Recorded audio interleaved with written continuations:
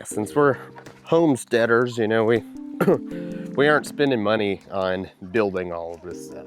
All this stuff is, you know, things that I've collected through barters, you know, tin, fencing, whatever. You know, I don't go to the store and buy it. So sometimes what we're doing takes a long time, you know, just to acquire all the stuff that we need. What would you tell people about kind of starting their own thing, even if it's like in their backyard? It's a lot easier to like provide, you know, nutrition for yourself than you think, you know, because you can grow just a few plants like on an apartment, you know, patio, and especially stuff with like aquaponic systems, you know. Nowadays, you can have a pretty small system that's, you know, providing, you know, fish, so protein for you, and vegetables, you know. And you can do it in a garage, you know, if you live in a like a cookie cutter home or something with an HOA, and you know they you know, are really restricting what you can do in your yard. You can do it behind closed doors, you know. And I would say don't be afraid to just, you know, start doing it. Get some chickens or get some rabbits or start sowing some seeds, and you know, just see what you can do, and you really find joy in it too, you know.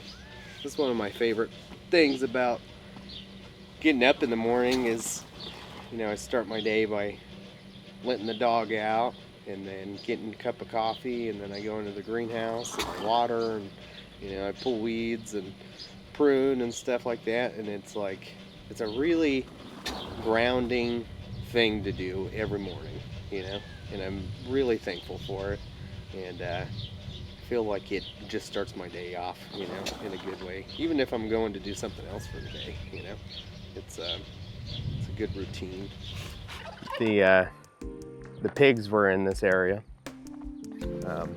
2 years ago, and then all the goats and stuff were pinned up in this area. And so what we do every year in, you know, trying to expand our fields is we put the animals in for like a season, and then we move them to a different area, and we till, you know, our disc, and then seed everything, and then we get this, you know. It's kind of pretty, and this is all feed, you know, for the animals. I don't really care about, you know, grass around the house for appearances, but it looks pretty, and it helps on our feed bill every month. So the pigs were in this spot over here this last season, so we moved them over. We seeded. We have Sudan hay and millet and like tall fescue and clover and stuff starting to come up out here. Here's our pigs. That's Kathy Pig. And she had a bunch of piglets, and they're all over there by the dad next to the pond. This one's Tina. She's getting ready to have babies too. That's her first baby. Look at all those piglets over there. I know.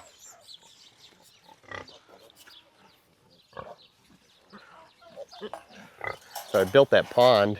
It was just like a trash hole, and I got all the trash and stuff out of it, and kind of collapsed the sides down a little bit so animals could come in and out of there. And we put the pigs in there because the pigs will root around and they'll seal up the bottom of that pond. So now we actually are able to hold water in that pond for the animals. There's Mr. Grumpy. That's Tomas.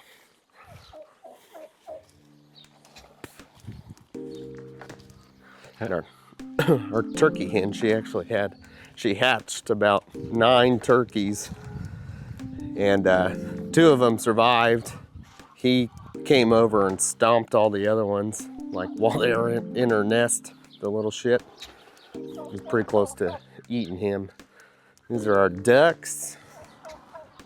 Usually we let all the birds out to free range, but everything in this field is so young that they just mow it all down. It doesn't get a chance to grow, so they'll be up until all this other stuff is 3 or 4 inches tall. These are all meat rabbits.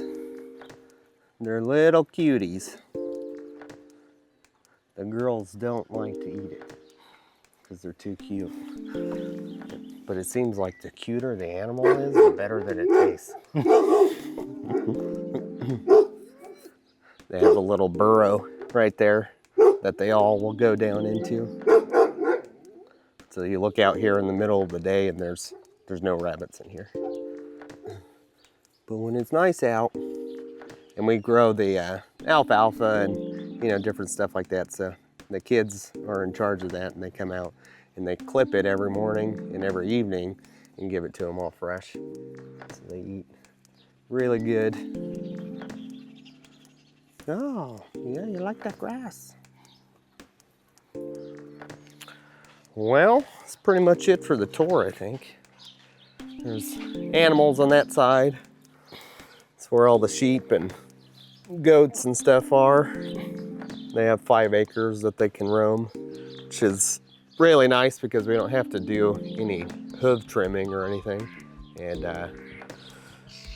yeah, they just kind of graze and eat mesquite trees, and whenever weeds come up, and during the winter time we have to buy hay for sure. So I get 1,300 pound bales and I set them out in different areas because we're trying to create mulch on that 5 acres right there. It's all sheets, and so when it rains, it comes up, all the water moves, it rushes over here, and nothing grows over there because the topsoil all ends up on this side.